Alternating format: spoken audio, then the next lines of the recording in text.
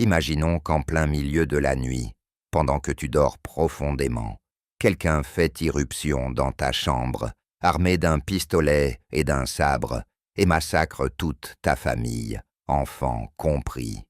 Cela ressemble à un cauchemar atroce, n'est-ce pas? Eh bien, ce cauchemar est devenu réalité pour la famille CFI, car les événements horribles de ce massacre familial d'une brutalité inouïe se sont bel et bien produits. Le crime fut si inimaginable et sanglant qu'il ébranla toute la nation, et tous les parents voulèrent comprendre ce qui pouvait pousser leurs enfants à commettre un acte de violence aussi cruel. Erin venait d'une famille conservatrice et protectrice. Elle avait 2 petits frères, Matthew C.F.E., âgé de 13 ans, et Tyler C.F.F. Kelly, âgé de 8 ans. Sa famille avait commencé l'instruction à domicile lorsqu'elle avait 13 ans, après leur déménagement d'Alba, au Texas, vers Céleste, au Texas, pour se rapprocher d'une église baptiste conservatrice où ses parents travaillaient comme ministres, tandis qu'elle chantait dans la chorale. Sa belle voix émouvait parfois le public et l'assemblée aux larmes. Mais pour Erin, l'école à la maison ressemblait à une existence isolée pour une jeune fille qui autrement était sociable. D'après les témoignages, elle n'avait pas beaucoup d'amis, et sa vie se limitait en grande partie à l'église et à la maison de ses parents, la même maison qu'elle tenterait plus tard d'incendier. Quand Erin eut 16 ans, en juillet de l'année 2007, on l'autorisa à travailler dans le sauna local. L'un de ses collègues remarqua qu'elle était si protégée qu'on aurait dit qu'elle découvrait le monde pour la première fois. C'est là qu'elle rencontra celui qui allait bientôt devenir son petit ami, Charlie Wilkinson, âgé de 18 ans. Élève de dernière année de lycée, il était réputé pour son mauvais caractère. Bien qu'il n'ait jamais été arrêté ni eu de sérieux problèmes disciplinaires à l'école, ce fut un moment charnière dans sa vie. La douce et gentille Erin, que sa famille et ses amis connaissaient et aimaient, commença à s'effacer peu à peu. Personne ne le savait encore, mais à ce moment-là, la vie de tous allait changer pour toujours. Les parents d'Erin, toutefois, n'approuvaient pas Charlie. Il leur fit l'impression d'un jeune de 18 ans, grossier, arrogant et mal élevé. Quoique l'on puisse débattre pour savoir si ces traits ne décrivaient pas davantage Erin que Charlie. Au fil du temps, la relation entre Erin et Charlie devint intense et plus passionnée. Ils se moquèrent de l'opinion des autres. Ils passaient de plus en plus de temps ensemble, comme s'ils ne faisaient plus qu'un. En réalité, ils ne sortaient que depuis quelques mois quand Charlie offrit à Erin la bague de fiançailles de sa grand-mère. À mesure qu'Erin écartait tout le monde de sa vie, à l'exception de Charlie, elle s'isola du reste de l'Église et commença à afficher des marques publiques d'affection inappropriées. Ses parents remarquèrent aussi ces changements de comportement. Terry et Penny en furent absolument furieux et limitèrent la présence de Anne Charlie chez eux à 1 fois par semaine, sous leur surveillance. Charlie devait quitter la maison au plus tard, à 9 heures du soir, et Erin ne pouvait utiliser son téléphone portable pour lui parler que jusqu'à 10 heures. Ces restrictions mirent Erin dans une colère noire, et elle commença à planifier une fugue avec Charlie. En février, Erin fut punie pour avoir parlé à Charlie sans permission, et on lui confisqua ses clés et son téléphone. Pour ses parents, il était clair que cette relation continuerait de poser problème tant qu'elle durerait. Penny affirma son autorité et demanda à Erin d'arrêter de voir Charlie. C'est apparemment à ce moment-là qu'Erin décida qu'il fallait prendre des mesures drastiques pour qu'elle et Charlie puissent être ensemble sans que personne ne les dérange. Peut-être est-ce alors que la graine d'une idée extrêmement dangereuse commença à germer dans l'esprit d'Erin, à l'insu de ses parents, qui ne percevaient pas les pensées barbares tapies dans sa conscience.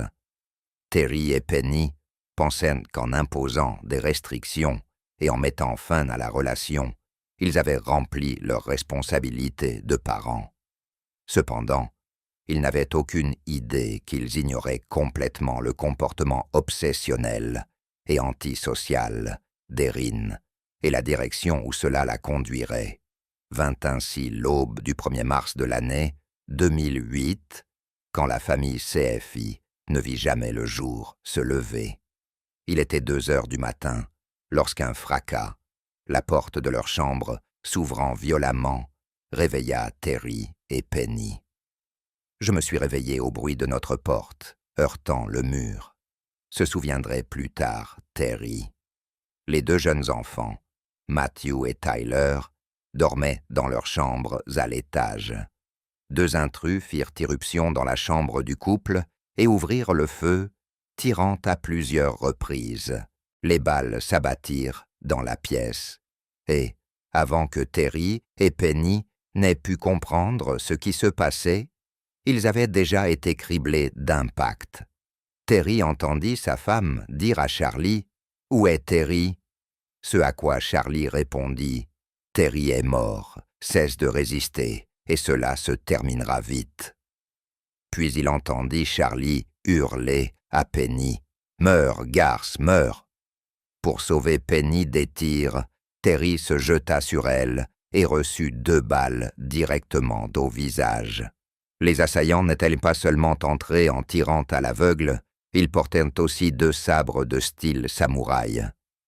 Après avoir été touché au visage, Terry tomba du lit, et les intrus tirèrent encore plusieurs fois, 3 balles dans le dos et 1 à l'arrière de la jambe. Au total, Terry reçut 11 impacts de balles. Il ne sentait plus le côté droit de son corps, et même s'il tenta de parler, aucun son ne sortit. Alors, l'un des tueurs saisit une des lames et poignarda Penny au cou, la décapitant presque. Il posa la lame sur sa gorge et l'enfonça violemment. Terry commença à paniquer en pensant à ses enfants, toujours endormis, qui n'allaient pas tarder à se réveiller. Il essayait de se relever lorsqu'il entendit Matthew crier « Non, Charlie, non! Pourquoi fais-tu ça ?» C'était le petit ami d'Erin, Charlie, accompagné de son ami Charles Wade, identifié plus tard comme l'autre meurtrier. Ils tentaient d'assassiner toute la famille. Quand Terry entendit Matthew prononcer le nom de Charlie, il comprit qui se trouvait chez lui et pourquoi. Peu après, on entendit un coup de feu.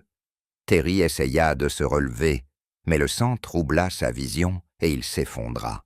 Matthew avait été tué.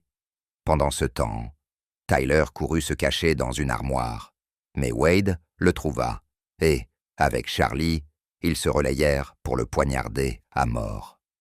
Une fois certains d'avoir tué tout le monde, Charlie et Wade sortirent des briquets, mirent le feu à la maison et prirent la fuite. La scène était terrifiante. Une famille massacrée et une maison en flammes, réduite en cendres. En s'échappant, Charlie et Wade étaient convaincus qu'aucun membre de la famille ne survivrait. Mais, miraculeusement, Terry Caffey parvint à survivre. Je savais que je ne pouvais pas monter l'escalier. Les flammes me repoussaient vers la chambre. Alors je me suis hissé sur le lit et j'ai trouvé Penny. Elle était déjà partie. J'ai réussi à ramper jusqu'à la fenêtre de la salle de bain et je suis sorti. Ensuite, je me suis éloigné de la maison, raconta Terry. Il réussit à ramper sur environ 270 mètres à travers le bois jusqu'à la maison de son voisin, Tommy Gaston. Lorsque Gaston appela les urgences, l'opératrice lui demanda d'où saignait Terry. De partout. C'est un miracle qu'il soit vivant, répondit-il. Terry fut transporté au centre médical de l'Est du Texas, dans la ville de Tyler, et admis en soins intensifs. Pendant le trajet en ambulance, il mentionna le nom du petit ami de sa fille, Charlie Wilkinson, comme étant le meurtrier. Dans de si petites communautés rurales comme Alba, tout le monde se connaît. En entendant le nom de Charlie, le chef adjoint de la police, Kurt Fischer, se rendit compte qu'il était l'ami de son fils. Fischer avait été pêcher et faire du quad avec Charlie à plusieurs reprises. Il dit aux autres enquêteurs qu'il avait vu la voiture de Charlie garée devant la caravane de Matthew Wade, le frère du complice de Charlie, Charles Wade. Matthew était de quelques années l'aîné de Charlie et, parfois, tous deux buvaient dans sa caravane. Les détectives se rendirent immédiatement à la caravane de Matthew Wade. À leur arrivée, un adolescent que Fischer ne reconnut pas sortit, nerveux, sur le pas de la porte.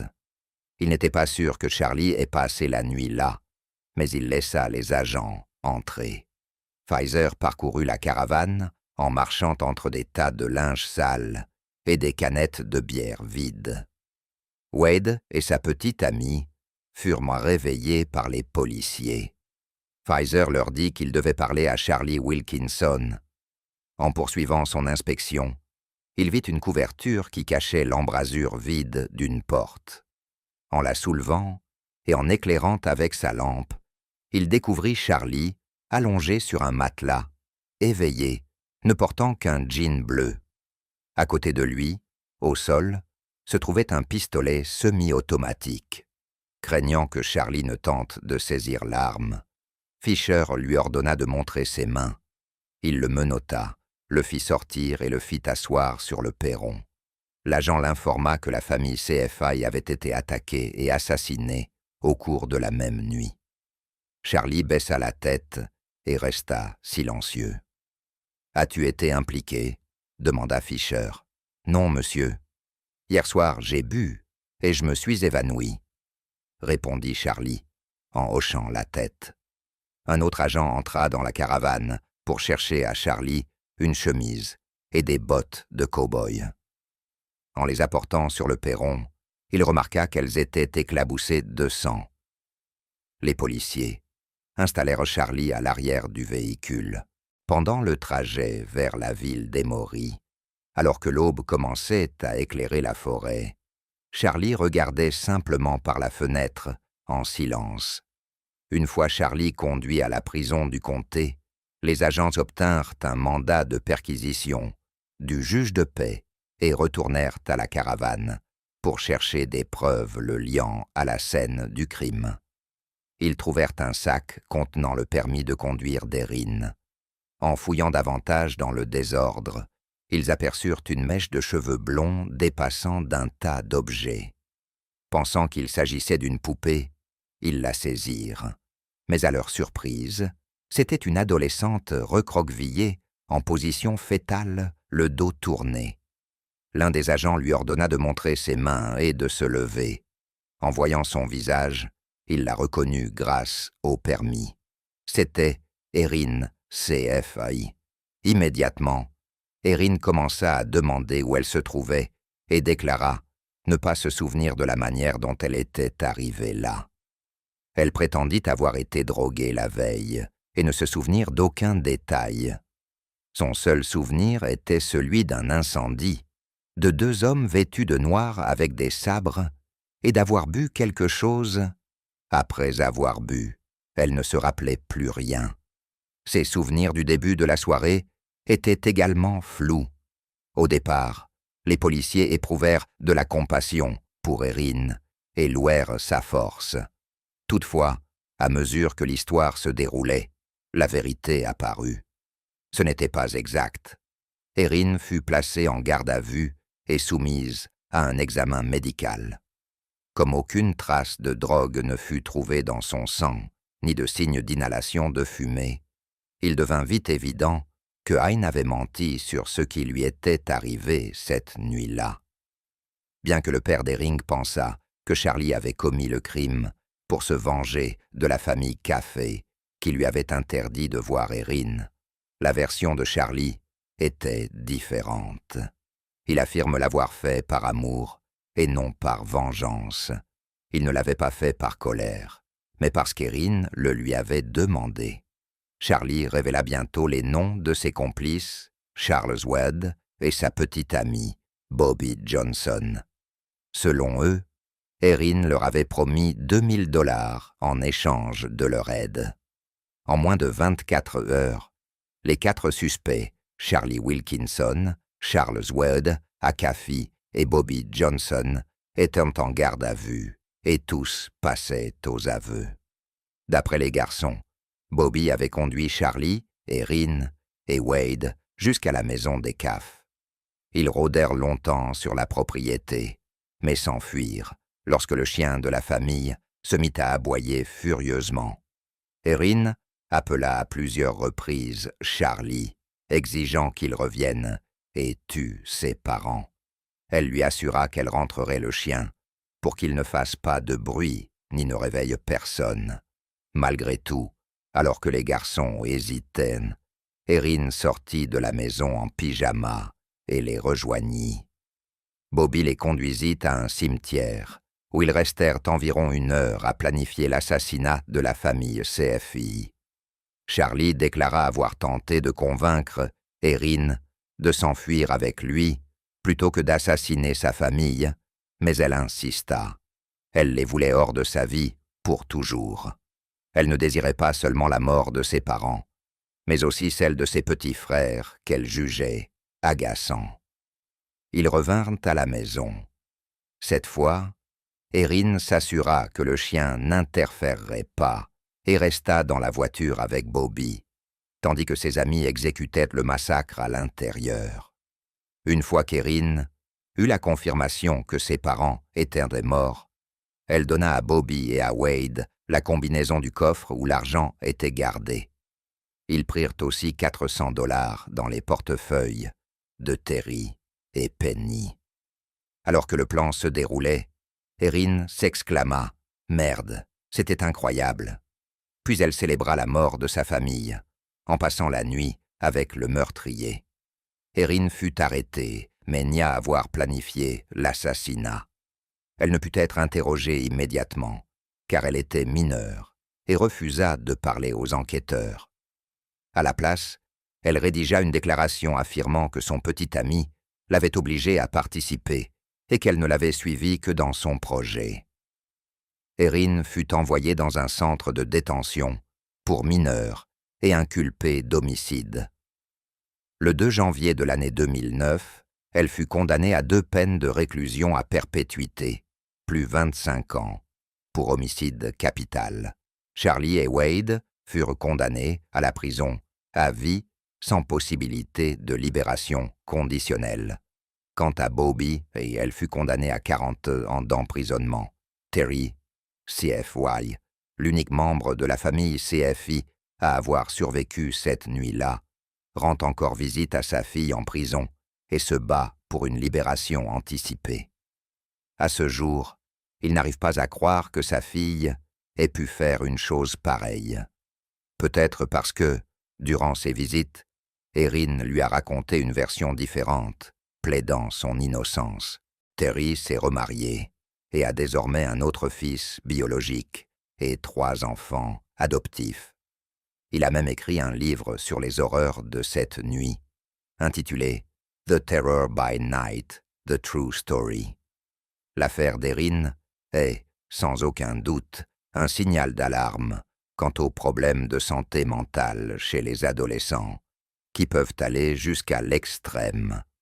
Erin montra des signes évidents de troubles de la personnalité antisociale pendant toutes ces années de relation avec Charlie, mais ses parents ne semblèrent pas mesurer la gravité de ses comportements. Le 2e procès fut suspendu lorsque le juge tomba malade, tandis que le 3e s'acheva sans que le jury parvienne à un verdict. En l'année 2017, il fut déclaré coupable de meurtre. Après l'annonce du verdict, Shi proclama « Je n'ai pas assassiné la famille Lin, je suis innocent ».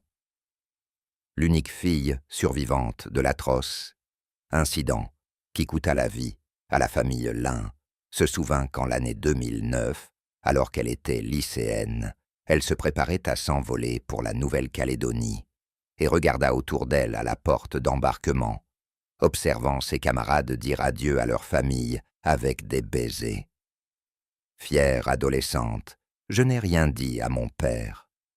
Je suis simplement restée là, un peu gauche, en me disant « Ce ne sera qu'une semaine, je les reverrai très vite », déclara mademoiselle Lin, désormais dans la vingtaine, lors de l'audience de condamnation de son oncle Robert Sy.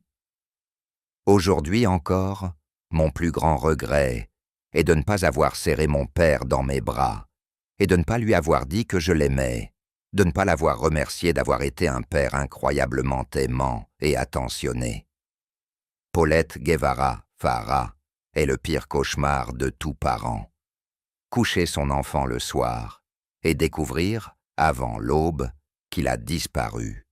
C'est exactement ce qui est arrivé à Paulette Guevara Farah. Le pire, c'est que son corps fut retrouvé dans un endroit que personne n'aurait jamais imaginé. Paulette Guevara Farah avait 4 ans lorsqu'elle disparut mystérieusement de son domicile le 22 mars de l'année 2010. L'affaire devint très médiatique parce que la fillette vivait dans l'un des quartiers les plus exclusifs du Mexique et revenait tout juste d'un voyage avec son père, Mauricio Guevara, et sa sœur.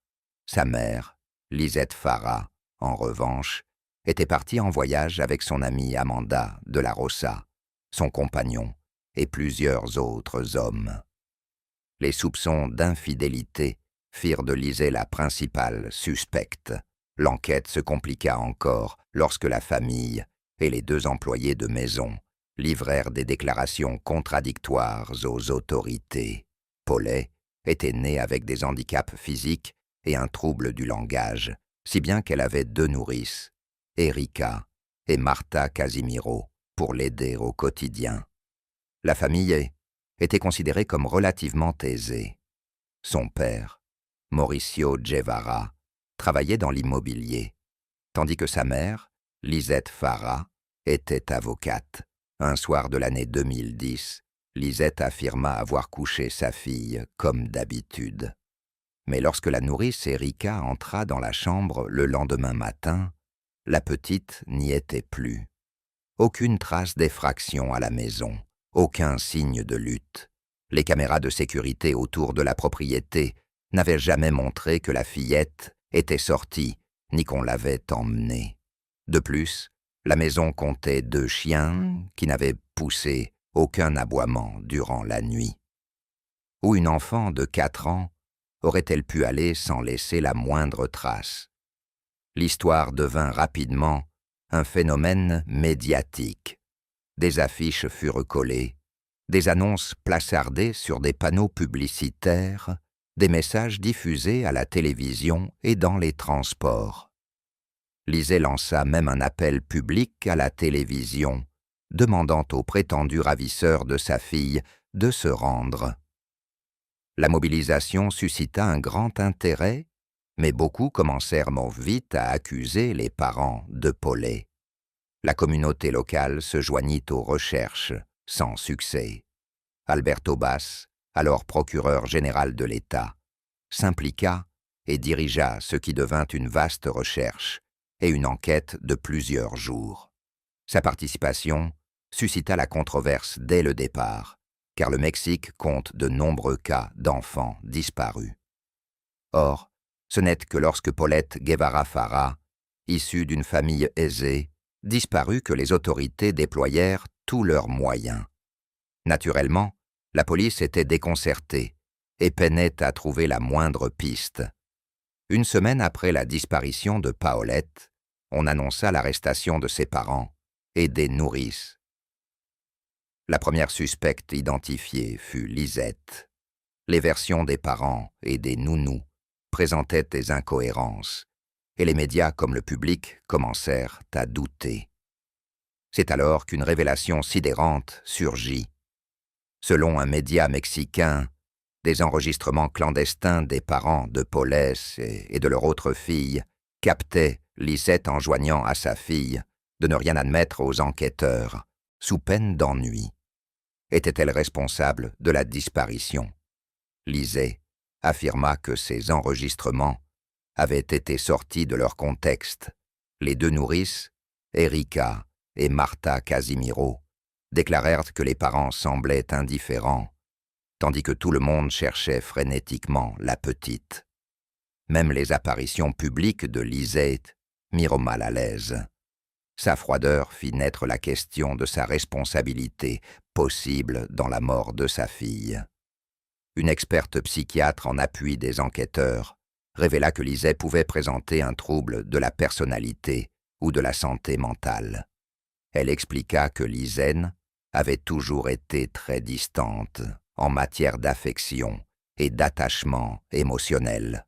Un nouveau rebondissement survint lorsque Paulette, disparue depuis 9 jours, fut retrouvée dans la même chambre où elle dormait avant sa disparition. Un policier remarqua une odeur étrange et, guidé par celle-ci, la découvrit dans le même lit d'où elle avait disparu. Le 31 mars de l'année 2010, on retrouva enfin le corps de Paulette. Découverte stupéfiante. Elle était dissimulée au bas du lit. L'autopsie, rapportée par CNN, conclut à un accident.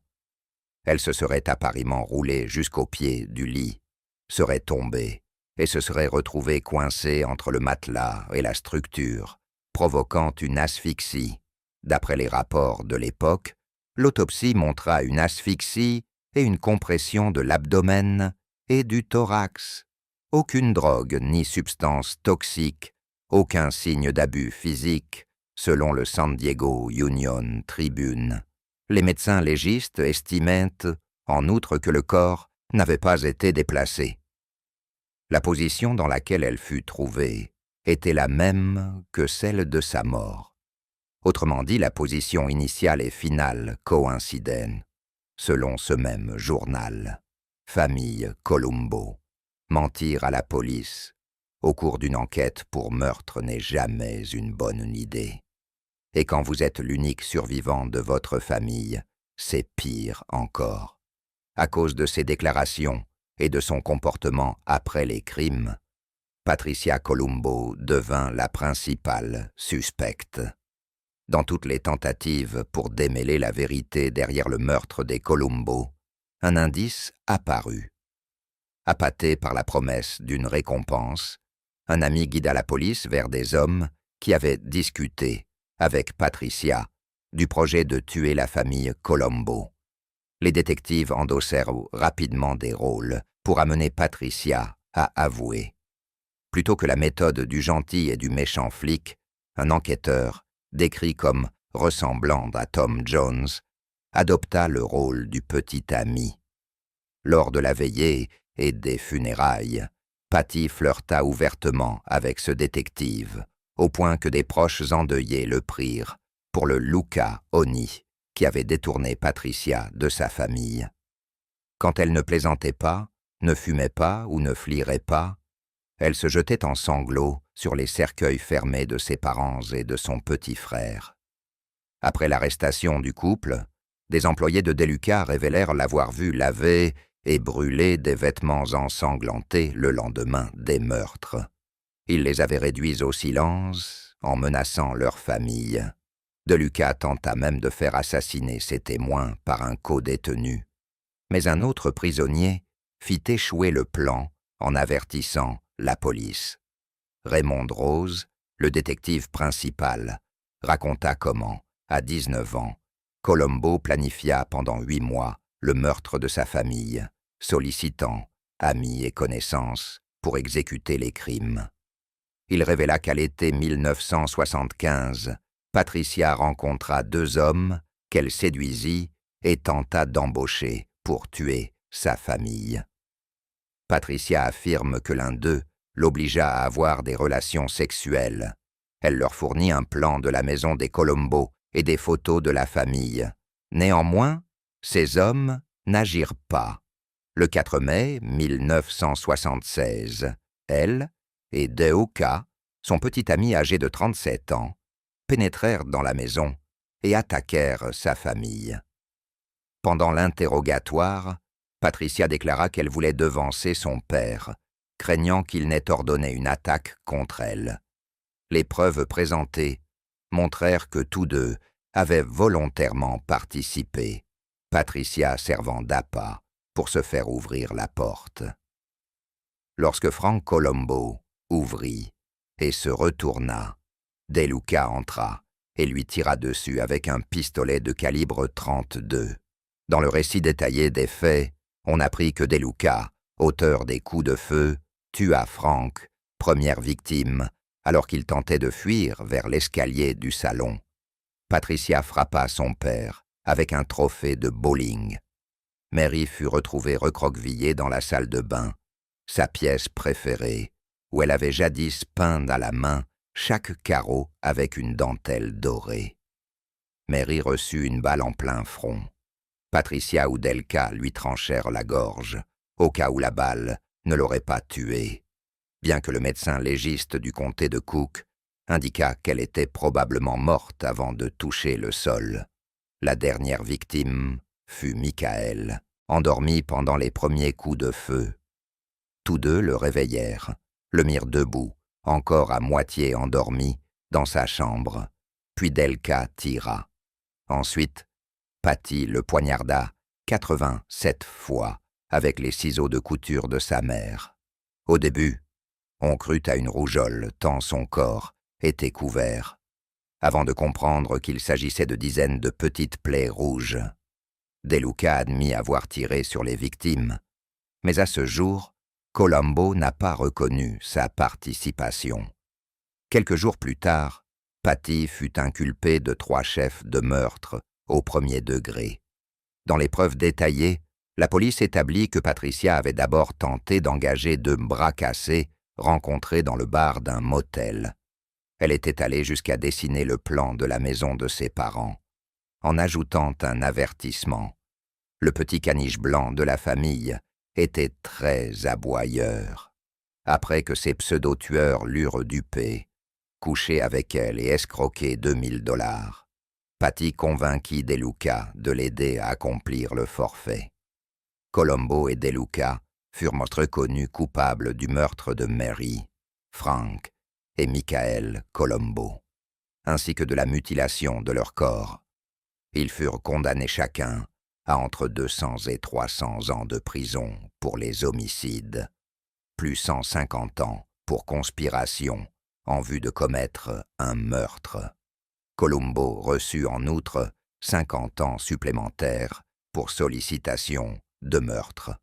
Tout finit mal pour ses amants, qui voulaient tout avoir à n'importe quel prix. La femme d'Isdale. Qui a brûlé vive la femme d'Isdale? 1970, à l'apogée de la guerre froide, le corps brûlé d'une femme fut découvert dans une zone reculée de Norvège. L'autopsie indiqua qu'elle avait pris des somnifères, inhalé du monoxyde de carbone et avait été brûlée vive. On découvrit ensuite des bagages lui appartenant, contenant de l'argent de plusieurs pays. On apprit aussi qu'elle voyageait en Europe avec plusieurs faux passeports. Sous divers alias, une famille en randonnée dans la vallée d'Isdalen, près de Bergen, trouva son corps carbonisé. Elle était gravement brûlée sur l'avant du corps et découverte les mains relevées vers la poitrine, dans une posture défensive. Parmi ses effets, une montre, un parapluie, quelques bijoux et de nombreuses bouteilles vides éparpillées autour du cadavre. Les autorités remarquèrent une disposition inhabituelle des objets, presque cérémonielle. Ses vêtements, en fibres synthétiques, étaient dépourvus d'étiquette. L'autopsie révéla l'ingestion de 50 à 70 comprimés de phénobarbital, des ecchymoses au cou et une inhalation de monoxyde de carbone avant l'embrasement. Malgré ces circonstances violentes, les autorités norvégiennes classèrent la mort en suicide, s'appuyant sur la grande quantité de somnifères et l'absence de documents d'identité. Pourtant, Quelques jours plus tard, 2 valises furent retrouvées à la gare de Bergen, avec des empreintes correspondant à celles de la femme. Le contenu était aussi énigmatique que sa propriétaire: perruque, maquillage et vêtements sans marque, lunettes non correctrices et pommade pour eczéma sans mention médicale. Carte, petite somme d'argent de Norvège, du Royaume-Uni, de Suisse, de Belgique, et 100 marques allemands dissimulées dans le. Toute information identifiable avait été effacée, découpée ou grattée.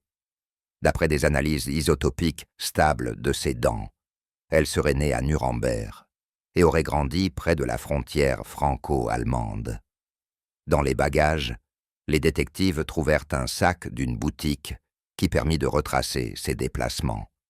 Elle avait visité la Norvège à de nombreuses reprises durant l'année, séjournant dans différents hôtels avec de faux passeports et des alias inventés.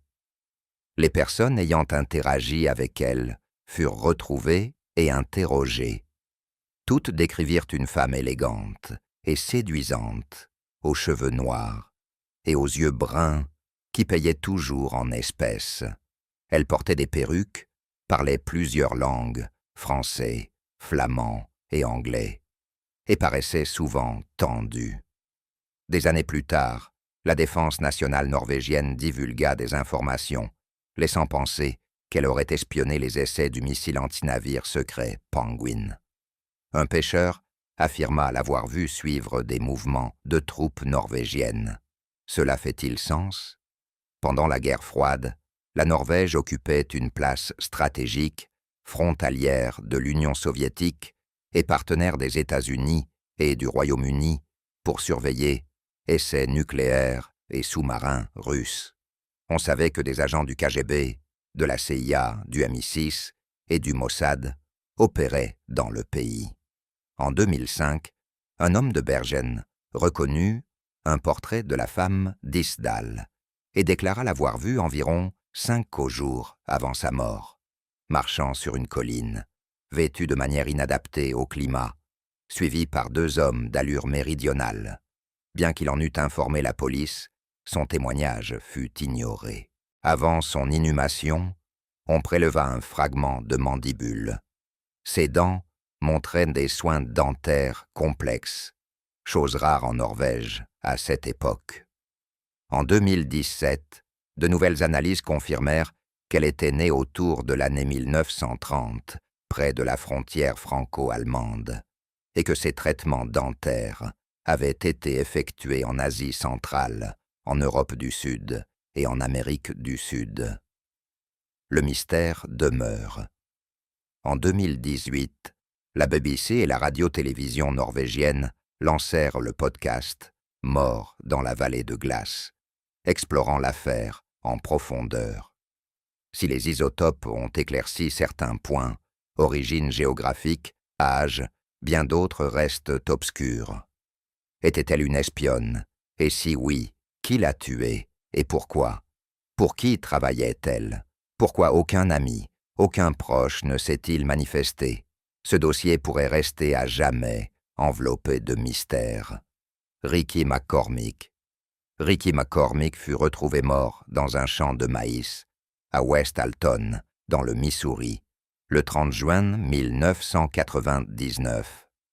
Dans les poches avant de McCormick, on découvrit 2 pages de notes manuscrites contenant un cryptogramme complexe que ni le FBI, ni l'Association américaine de cryptogrammes, ni d'innombrables amateurs n'ont réussi à déchiffrer à ce jour. Selon un membre de sa famille, McCormick avait quitté le lycée, ne savait pas écrire en code, épelait mal et ne faisait que des gribouillis. Les autorités durent recourir à ses empreintes digitales pour l'identifier, son corps s'étant décomposé plusieurs jours dans le champ avant d'être découvert. Même après autopsie et toxicologie, les médecins légistes ne purent déterminer la cause exacte du décès en raison de l'état avancé de décomposition.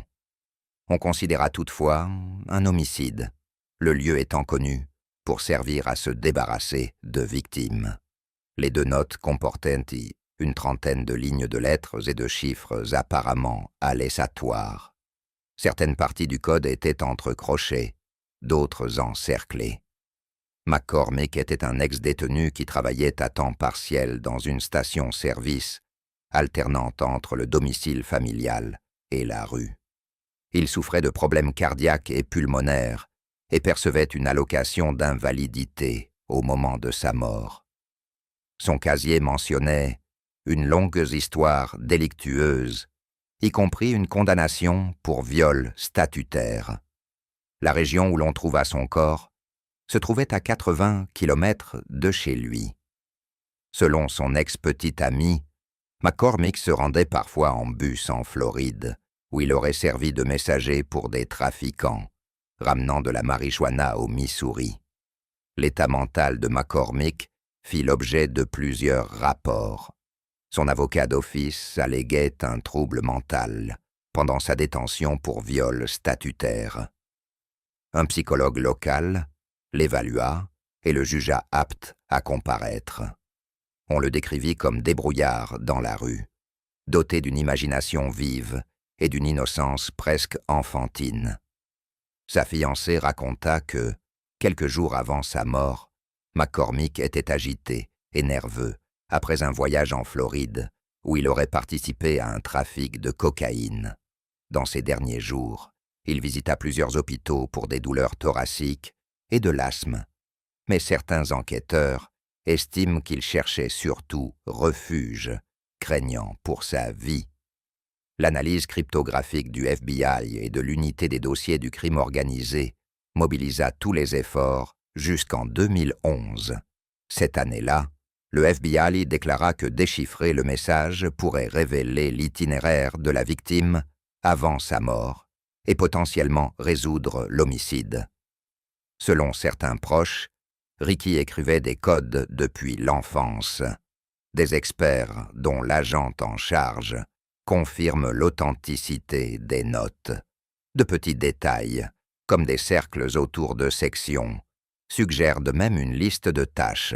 Pour le FBI, le défi majeur est que McCormick ne souhaitait sans doute pas que quiconque lise ses notes. À la différence de codes célèbres, comme ceux du tueur du Zodiac, conçus pour être résolus, ceux-ci semblaient personnels. Bien sûr, il est possible que McCormick n'ait pas créé le code. Les spécialistes n'ont pas pu confirmer définitivement que l'écriture était la sienne. On suppose aussi que des trafiquants lui auraient remis le message chiffré ou qu'ils le transportaient sans en comprendre le sens. Le FBI y couvrit un site dédié, invitant les cryptographes amateurs à collaborer. On pense que le code dissimule des informations clés pour capturer les meurtriers de McCormick. Emanuela Orlandi. Emanuela Orlandi naquit et grandit à la Cité du Vatican, résidence du pape et haut lieu touristique.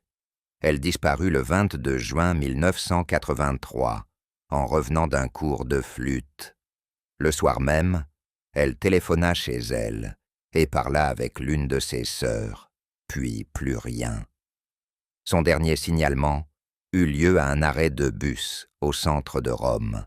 En juillet 2019, des experts médico-légaux découvrirent une crypte mystérieusement vide en cherchant les restes d'Orlandi. Depuis 1983, la famille a suivi des pistes, souvent étranges.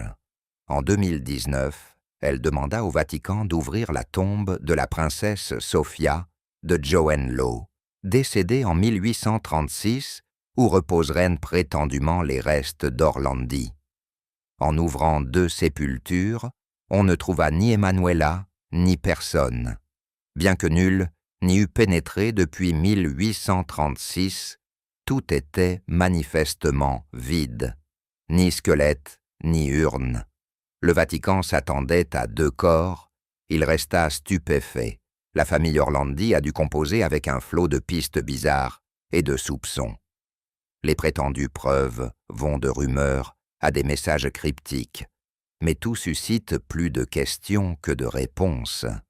Pietro Orlandi a reçu quantité d'informations et poursuit souvent la moindre piste, même invraisemblable, dans l'espoir d'éclaircir l'affaire. Beaucoup de ces informations viennent de personnes disant l'avoir vu dans une foule, avec des détails dignes d'un film. Malgré leur étrangeté, la famille les explore, espérant en apprendre davantage. En 2008, Sabrina Minardi, ex-compagne du mafieux Enrico De Pedis, affirma qu'Orlandia avait été enlevé sur ordre de l'alors président de la Banque du Vatican, sans que l'on comprenne pourquoi. De Pedis mourut en 2006 et, malgré son implication dans une crise bancaire italienne des années 80, il ne fut jamais accusé d'enlèvement ni de crime contre des mineurs. Le Vatican déclara simplement que les propos de Minardi provenaient d'une source douteuse. Au fil des ans, certains dirent avoir vu Emanuela vivante. La famille Solitan l'espère encore la retrouver, si improbable que cela paraisse, après 3 décennies. Des témoins disent l'avoir reconnue dans des rues aussi lointaines que la Turquie ou l'Angleterre. D'autres semblent mus par l'intérêt. En 2005, un appel anonyme alerta la famille. Allez voir qui est enterré dans la crypte de la basilique de Santa Pollinare. Allusion à la tombe d'Enrico De Pedis, mafieux tué par balle en 1990. L'inconnu affirma aussi que le cardinal Ugo Poletti, vicaire général de Rome à l'époque, aurait ordonné de retirer Emanuela de la rue. Il n'apporte toutefois ni preuve ni détails sur l'implication présumée.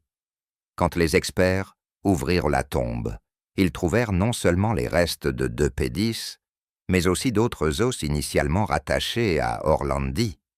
À ce jour, aucun résultat concluant n'a été publié. Malgré les nombreuses pistes distillées dans la presse depuis les années 80, personne n'a été arrêté. Des sources anonymes ont cité divers mafieux, mais aucun n'a été officiellement lié. Les déclarations extravagantes de personnes comme Mehmed Ali Ahaka, le Turc qui tenta d'assassiner le pape Jean-Paul II, ont même détourné l'enquête, allant jusqu'à accuser des espions bulgares, le KGB, l'organisation ultranationaliste des Loups Gris, et une obscure loge maçonnique. L'un des suspects, Roberto Calvi, surnommé le banquier de Dieu, fut retrouvé pendu à Londres peu avant la disparition d'Emanuela. Même des figures vaticanes ont leur propre théorie. Le principal exorciste du Vatican, le père Gabriele Amorth, pense qu'Orlandi fut enlevé et réduit en esclavage pour des fêtes. L'accusation est contestable, il n'a pas de preuves, mais il campe sur sa conviction. En plus de ses théories sur la captivité d'Emanuela, il est persuadé qu'une personne du Vatican participa à l'enlèvement et qu'elle est décédée depuis, déclara-t-il à la Stampa. Ce fut un crime à motivation sexuelle. Des fêtes étaient organisées où le personnel de l'armurerie du Vatican recrutait des jeunes filles et où des diplomates d'une ambassade auprès du Saint-Siège participaient au réseau. Emanuela fut victime de ce cercle. La famille Orlandi a conclu que plus d'une personne est responsable de sa disparition. Des décennies plus tard, elle n'a pas précisé s'il s'agissait d'un gouvernement ou d'une organisation religieuse, mais son frère, Pietro, juge inexplicable que personne n'ait livré de preuves concrètes. Je suis incapable d'accepter les injustices, surtout quand elles concernent ma sœur.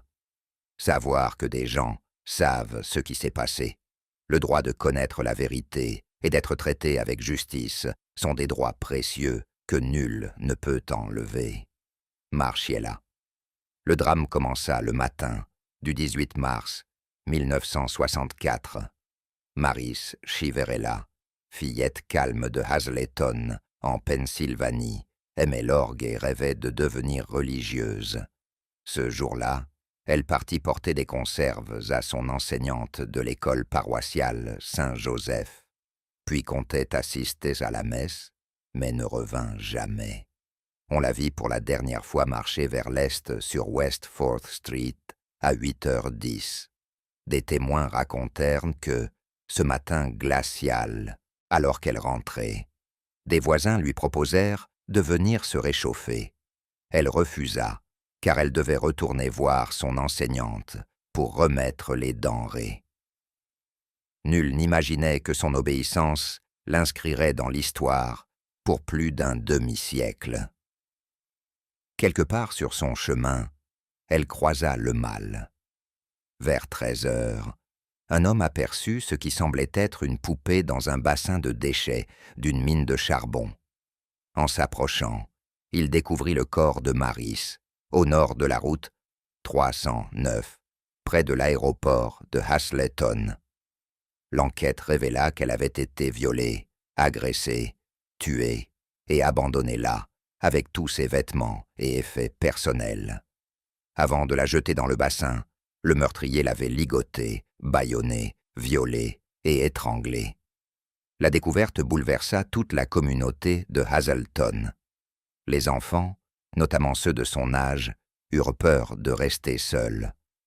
L'affaire changea la manière de vivre et d'assurer la sécurité des enfants au village. La police d'État de Pennsylvanie lança une enquête qui durerait des décennies. Au départ, aucune piste, aucun suspect. La police ne put extraire de l'ADN utile du corps de Maïs qui l'amène à l'assassin. Elle ignorait qu'il faudrait plus de 50 ans pour obtenir le moindre indice. En 2007, les enquêteurs réussirent à établir un profil ADN du suspect à partir de fluides retrouvés sur la veste de Maris, mais l'ADN ne correspondait à aucun criminel fiché. Ils comparèrent chaque mois la base contre d'autres délinquants enregistrés, sans résultat. En 2019, la police tenta une autre approche. Elle téléversa l'ADN de la veste de Maïs dans une base de données généalogique. Cette fois, il y eut une concordance, mais avec ce qui semblait être un parent très éloigné. L'ADN ne suffisait ni pour arrêter ni pour inculper. En revanche, il suscita l'intérêt du public et fit émerger des pistes.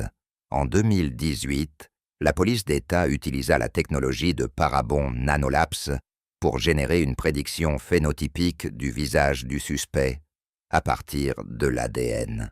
La technologie produisit des portraits possibles à 3 âges, 25, 40 et 60 ans. Les images furent diffusées, mais aucun témoin n'apporta d'informations utiles. Entre-temps, les parents de Maris étaient décédés sans voir l'issue. Leurs enfants dirent qu'ils n'avaient jamais cherché la vengeance, seulement la justice. En 2020, une aide inattendue arriva. Un jeune de 18 ans, Eric Schubert, contacta le service et proposa de reconstruire l'arbre généalogique. Il avait déjà œuvré comme bénévole sur d'autres dossiers, et la police accepta, Eric étant réputé dévoué et génial en généalogie génétique. Schubert identifia plusieurs proches, dont beaucoup partagèrent volontairement leur ADN. L'arbre mena les enquêteurs vers l'assassin de Maris, James Paul Fort. Fort avait 22 ans à l'époque et un passif d'agressions sexuelles antérieures au meurtre. Hélas, la police ne put le traduire en justice. Il était décédé en 1980 d'une crise cardiaque. En janvier 2022, les autorités exhumèrent ses restes et, un mois plus tard, confirmèrent la concordance avec les échantillons trouvés sur la veste de Maris. L'information fut rendue publique lors d'une conférence de presse d'1 heure. Pour la famille, la nouvelle suscita des sentiments mêlés. Sa sœur, Carmen Marie Radke, exprima qu'il ressentirait toujours le vide et la douleur, se demandant ce qu'aurait été sa vie si ce jour fatidique avait été autre.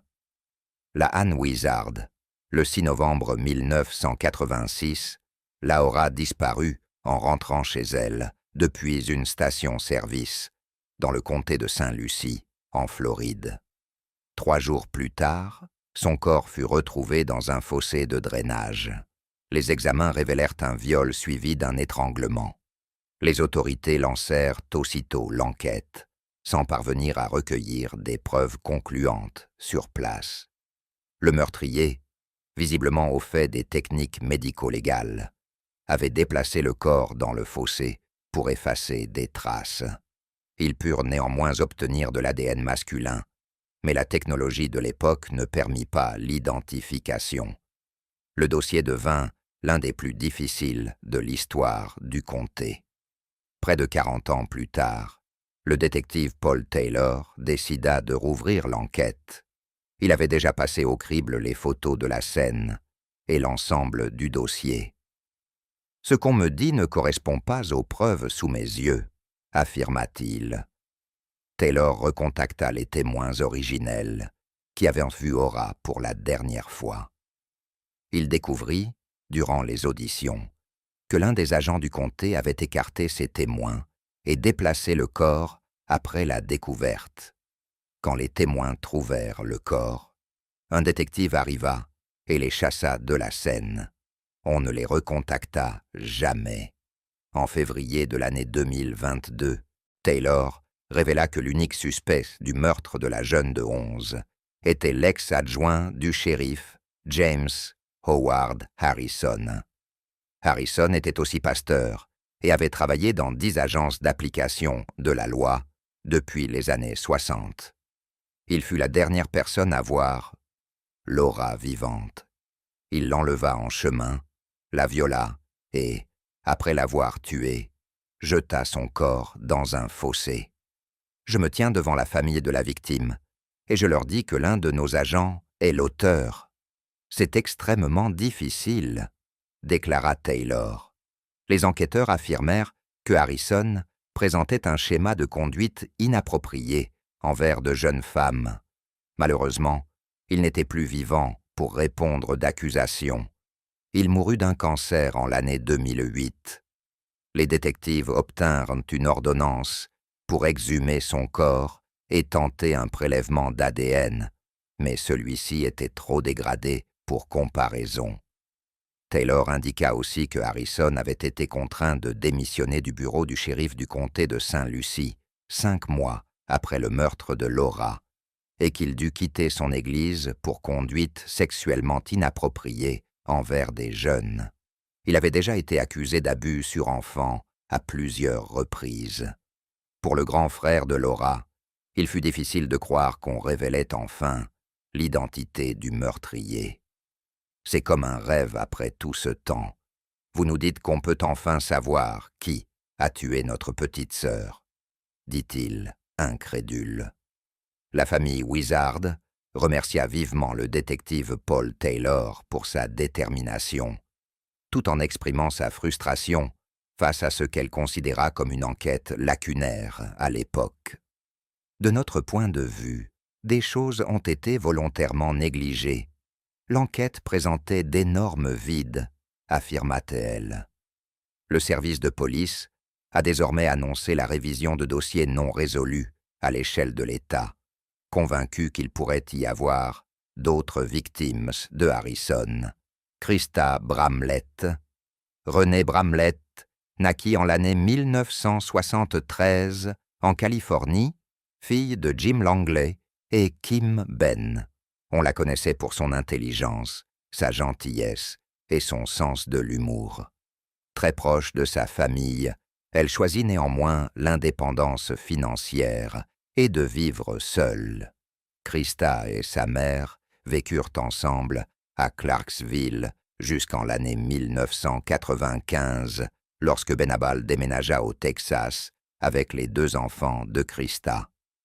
Christa décida de rester à Clarksville pour terminer son équivalence de lycée. Tout en préparant son diplôme, elle vivait seule pour construire un meilleur avenir à ses 2 jeunes enfants. Un voisin la décrivait distante, mais sa famille la voyait chaleureuse et aimante. Le lundi 28 octobre de l'année 1996, le propriétaire de la caravane de Christa passa vérifier les dégâts d'un incendie survenu la semaine précédente, lorsqu'une poubelle avait pris feu. Au lieu de traces de fumée, il découvrit son corps, pieds nus, baigné par la lueur vacillante d'un petit téléviseur couleur dans le salon. Jeff Pennington, le propriétaire, déclara qu'au moment de la mort de Krista, la police de Clarksville enquêtait sur une série de meurtres de femmes à leur domicile. Les autorités insistèrent cependant sur l'absence de lien avec ces crimes. L'enquête commença par l'unité de traitement des scènes du service de police de Clarksville et l'autopsie par le médecin légiste du comté de Montgomery. Les résultats établirent que Krista était morte d'asphyxie et un kit de viol révéla une agression sexuelle. Le bureau d'enquête du Tennessee réalisa des tests ADN enregistrés dans l'index combiné. Environ 6 détectives se lancèrent à la recherche de témoins, interrogeant entre 50 et 60 personnes aux alentours. Une voisine dit avoir vu Krista le 27 octobre de l'année 1996, assise sur son perron, comme à son habitude.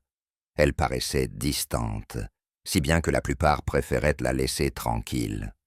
En une semaine, la police reçut des dizaines de pistes et espérait une arrestation rapide, en vain.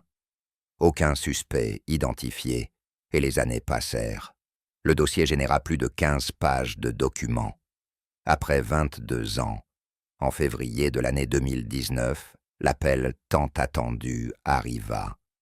Un suspect en Arizona, dont l'ADN correspondait à celui du kit de viol de Krista. Il s'agissait de Kenneth Hodseth, âgé de 48 ans. En l'année 1996, Hespeth était connu des services, mais jamais considéré comme suspect dans l'affaire. Le détective des affaires non résolues, Michael Oller, déclara que son nom n'était jamais apparu. Lors d'un interrogatoire, Hudspeth admit avoir séjourné à Clarksville à l'époque et reconnut être allé chez elle le jour du meurtre. Il ne conteste aucun fait présenté. Hudspeth vivait alors dans le parc de Caravane et déménagea peu après la mort de Krista, en l'année 1997. Au fil des ans, il fut arrêté plusieurs fois, mais son ADN ne fut correctement traité qu'en l'année 2019. Le 16 avril, Hbeth fut arrêté par la police de Phoenix et inculpé d'homicide criminel. Extradé vers le Tennessee, il fut incarcéré au comté de Montgomery. Il affirma avoir consommé de la drogue avec Krista lorsqu'il vivait au parc Sun Yale. Pourtant, la toxicologie de Krista indiqua l'absence de substances et un faible taux d'alcoolémie. Interrogé sur d'éventuels rapports sexuels, il refusa d'abord de répondre, puis, face aux résultats d'autopsie et à l'ADN retrouvé dans le corps de Bramlett et sur son soutien-gorge, il déclara être tellement drogué qu'il ne se souvenait pas s'il l'avait tuée ou avait eu des relations avec elle. « Je la connais. J'ai eu des relations avec elle. Enfin, je ne m'en souviens pas, » dit Hudspeth à l'audience. Il ajouta, « Je ne me vois pas violer et tuer cette femme. J'espère ne pas l'avoir fait. » Les proches de Bramlett furent avertis dès la confirmation de l'avancée. « J'ai toujours su que ce n'était qu'une question de temps. Nous n'avons jamais douté qu'on retrouverait le coupable, » déclara la grand-mère de Krista.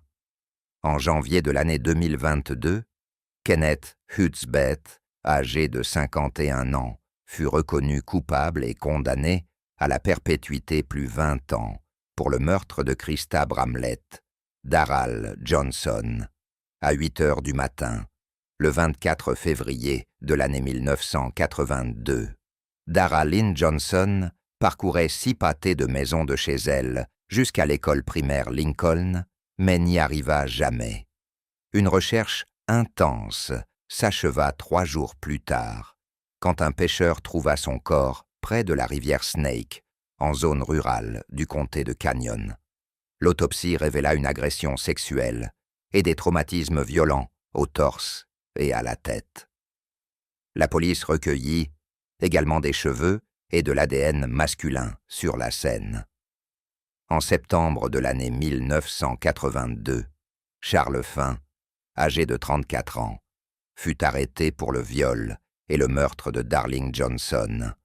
On l'arrêta sur la base d'un échantillon de cheveux qu'il avait volontairement fourni et du fait qu'il vivait non loin de la famille Johnson. En garde à vue, Finn nia toute implication et réussit même un polygraphe.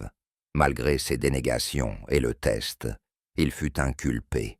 Au procès, les procureurs mentionnèrent une empreinte de chaussure près du corps, possiblement celle de Finn. 2 informateurs de prison témoignèrent l'avoir entendu avouer. En échange, leurs peines furent réduites. Malgré tout, Finn clama son innocence. Il affirma se trouver à 160 km de là au moment des faits, et d'autres témoins appuyèrent son alibi. Le juge ne l'écarta pas pour autant. Les résultats du polygraphe furent admis à l'audience, et, à l'époque, l'ADN n'était pas assez avancé pour prouver son innocence. Le 4 novembre de l'année 1983, Finn fut condamné, et en mars de l'année 1984, il fut frappé de peine de mort. Pendant près de 2 décennies, Finn resta à l'isolement. En l'année 1991, il se trouva à 4 jours de l'exécution, reportée in extremis. En l'année 1999, grâce au progrès de l'ADN, on détermina que les cheveux et l'ADN trouvés sur le corps de Daralyn n'appartenaient pas à Finn, mais à un homme inconnu. Finn fut immédiatement innocenté et, en août de l'année 1999, libéré de la prison de sécurité maximale de l'Idaho.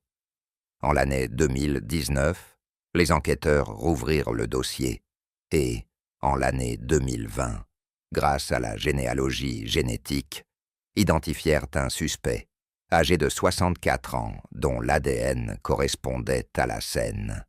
David Dalrymple, déjà condamné à 20 ans à perpétuité pour l'enlèvement et l'abus d'un enfant en l'année 2004. En janvier 2022, Dalrymple fut formellement inculpé du meurtre de Daralyn. Il demeure incarcéré en attendant probablement une autre perpétuité, voire la peine capitale.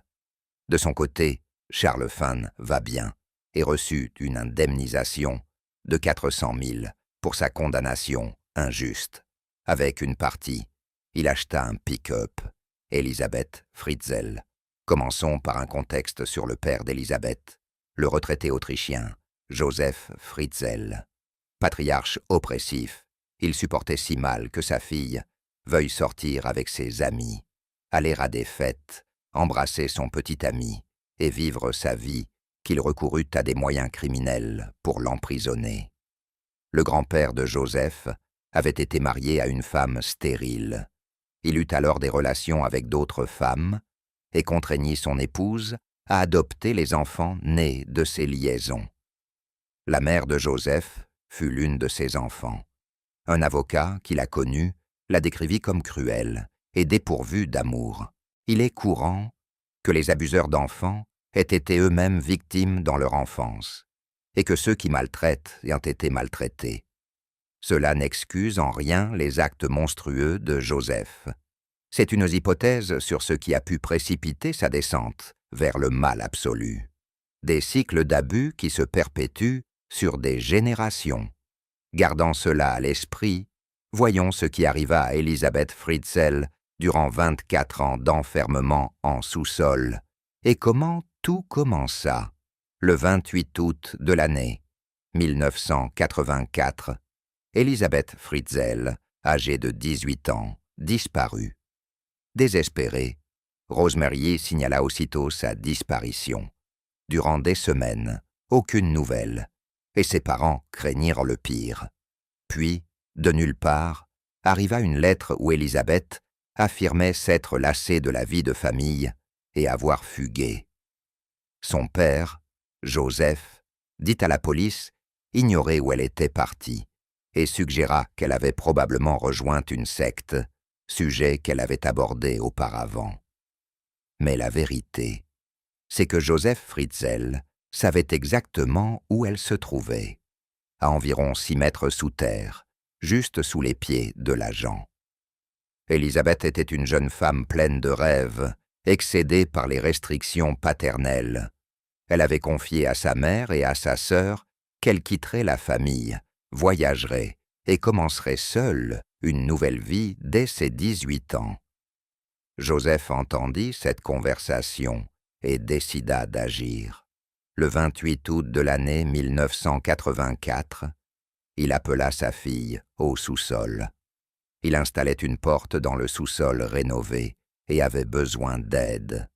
Tandis qu'Élisabeth tenait la porte, Joseph la fixa, et dès que les gonds s'emboîtèrent, il la poussa à l'intérieur et l'assomma avec une serviette imbibée d'éther. Pendant les 24 années suivantes, ce sous-sol aux parois de terre serait tout son horizon. Il mentit à sa femme et à la police, répétant l'histoire de la fugue et de la secte. L'enquête piétina, et avec le temps, le monde oublia la disparue du nom de Fritzl. Mais Joseph, lui, ne l'oublia pas. Il le rappela à sa fille jour après jour. Pour le reste de la famille, Joseph était un mari travailleur et un père dévoué à sa carrière. À leurs yeux, il descendait tous les matins, à 9 heures, dessiner des plans, des machines qu'il vendait, et il lui arrivait d'y passer la nuit. Son épouse ne douta jamais, ignorante des actes répréhensibles qui se déroulaient sous ses pieds. Au minimum, Joseph visitait sa fille 3 fois par semaine, le plus souvent tous les jours. Les 2 premières années, il la laissa seule dans sa captivité. Puis il commença à avoir avec elle un comportement inapproprié et contraignant, qui se poursuivit au fil du temps. Au bout de 2 ans, Élisabeth tomba enceinte, mais fit une fausse couche à 10 semaines. 2 ans plus tard, elle retomba enceinte et mena à terme. En août 1988, une fille naquit, Kerstin, puis, 2 ans après, un garçon, Stéphane. Tous 2 restèrent au sous-sol, avec leur mère tout au long de l'enfermement. Joseph leur apportait chaque semaine des rations de nourriture et d'eau. Élisabeth tenta de leur enseigner avec sa propre instruction, rudimentaire, et de leur offrir la vie la plus normale possible dans des circonstances atroces. Au cours des 24 ans, Élisabeth Fritzl donna naissance à 5 autres enfants. L'un resta avec elle au sous-sol. Un autre mourut peu après la naissance. Les 3 autres furent emmenés à l'étage pour vivre avec Rosemary et Joseph. Pour couvrir ses actes auprès de Rosemary, Joseph orchestrait des apparitions élaborées.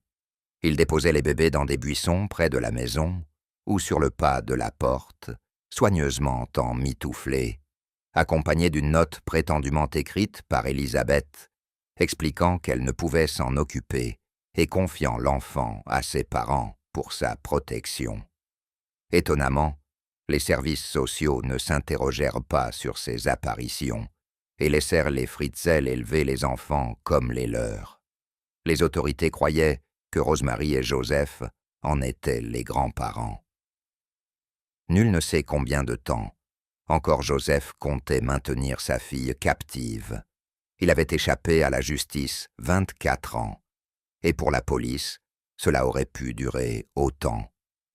Mais en l'année 2008, l'un des enfants du sous-sol tomba gravement malade.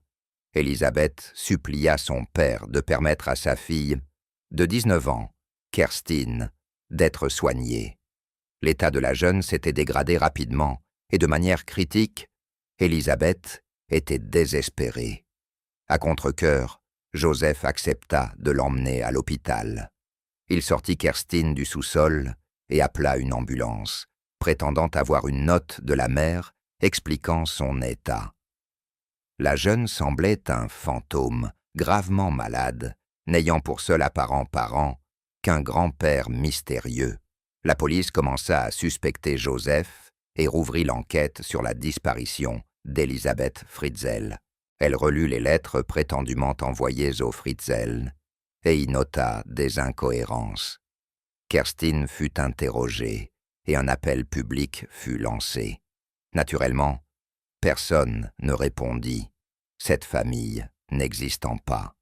Sous la pression ou pris d'un remords, le 26 avril de l'année 2008, Joseph libéra Elisabeth pour la première fois en 24 ans. Elle alla aussitôt à l'hôpital voir sa fille, où le personnel alerta la police.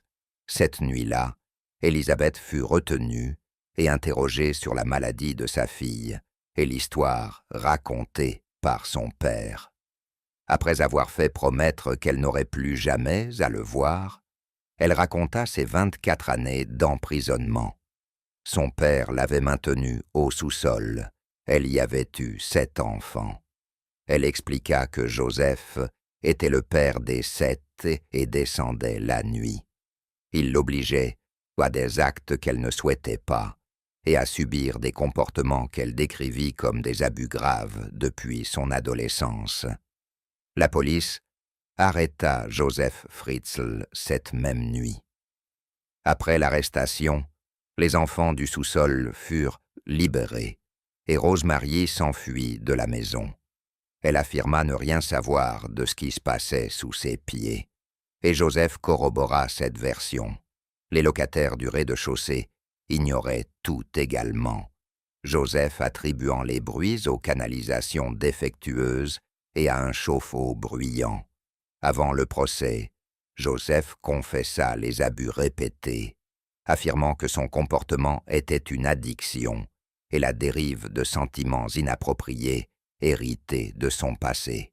Il se prétendit père aimant avec les enfants du sous-sol, leur apportant des livres, des peluches, regardant des vidéos et dînant en famille.